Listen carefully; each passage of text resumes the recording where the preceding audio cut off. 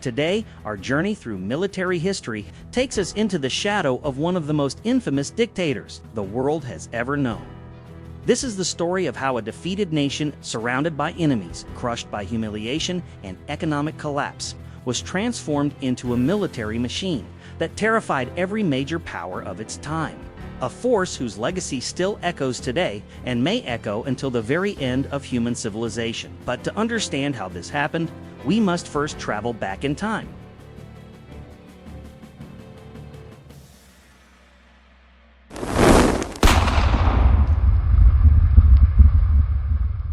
The year is 1919.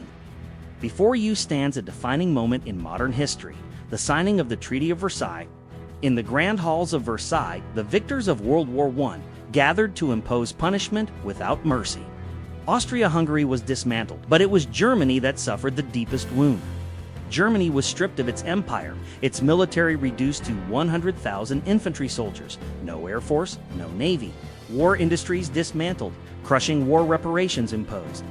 Germany lost 1/8 of its territory, nearly half of its population, 1/3 of its iron and coal reserves, almost half of its steel production, vast areas of farmland.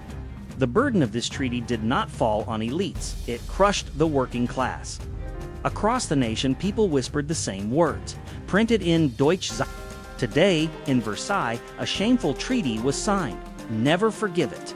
In this very place where the German Empire was born in glory, Germany's honor has been buried. There will be revenge. Germany was now known as the Weimar Republic. Its reality was grim: economic collapse, famine, disabled veterans wandering the streets. President Friedrich Ebert believed moderate leadership could heal the nation, but extremists on both sides despised him. The left accused him of betraying workers, the right accused him of betraying Germany.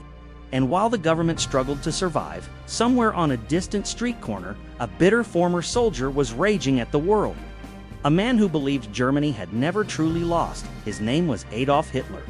Hitler ignored one crucial truth: Germany had exhausted every resource during the war. But the past could not be changed. The future, however, could be seized. After leaving the army, Hitler joined the German Workers' Party.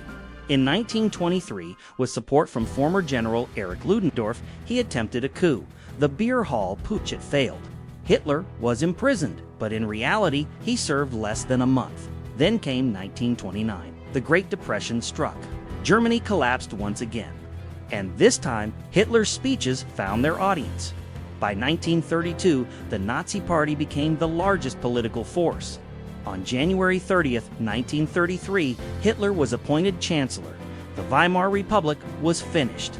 Hitler did not seek wealth, he sought empire. An empire required an army, but the Treaty of Versailles stood in the way, so Hitler dismantled it. Quietly, methodically, reparations were reduced, military restrictions loosened. Germany withdrew from disarmament talks. Britain signed a naval agreement allowing German rearmament. Each step violated Versailles. Each step faced little resistance. By the mid-1930s, the treaty was effectively dead. Germany was free to rearm. Germany faced a harsh truth. It was surrounded by enemies and could rely on no external aid. If war came, it would stand alone. So Hitler focused on the home front. Germany still possessed industrial infrastructure, skilled engineers, advanced factories. Hitler rejected theoretical economists. He valued practical experience.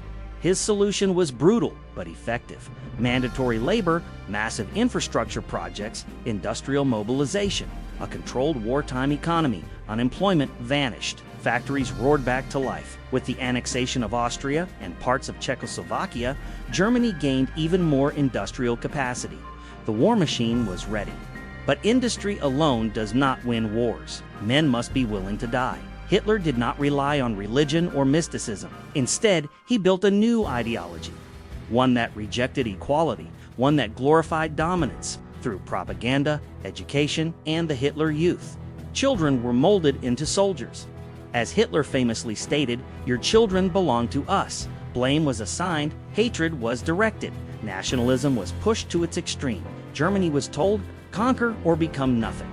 In 1935, conscription returned. Germany rapidly expanded to 36 divisions. Veterans trained new recruits. Officers were promoted based on competence, not rank. German doctrine emphasized aggression, initiative, decentralized command. Even low-ranking officers were expected to act independently. Infantry units centered around the machine gun, not the rifle. This gave German squads unmatched tactical flexibility. Blitzkrieg, lightning war. Germany's strategy was simple. Short wars, decisive blows, total shock. This became known as Blitzkrieg. Airstrikes shattered defenses. Armor punched through weak points. Infantry followed rapidly. Enemy command collapsed before reacting. Poland fell. Denmark fell. Norway fell. The Netherlands fell. France collapsed in weeks. Blitzkrieg worked until it didn't. In 1941, Germany invaded the Soviet Union. At first, it was devastating. Millions of Soviet casualties. German forces reached the gates of Moscow. But the Soviet Union was vast, its resources were endless, its people resilient. German supply lines stretched too far. Industry could not keep up. Manpower ran out. Blitzkrieg failed in a war of attrition. Germany was slowly destroyed. Nazi Germany did not fail because its army was weak. It failed because its ambitions far exceeded its resources. Yet the early success of Blitzkrieg and the methods used to mobilize an entire nation remain crucial lessons for modern military historians, because no one wants to face such a force on their borders ever again. And with that, our journey today comes to an end. If you have any thoughts or questions, share them in the comments below. Thank you for watching Chronoverse. Until next time, stay curious and stay vigilant.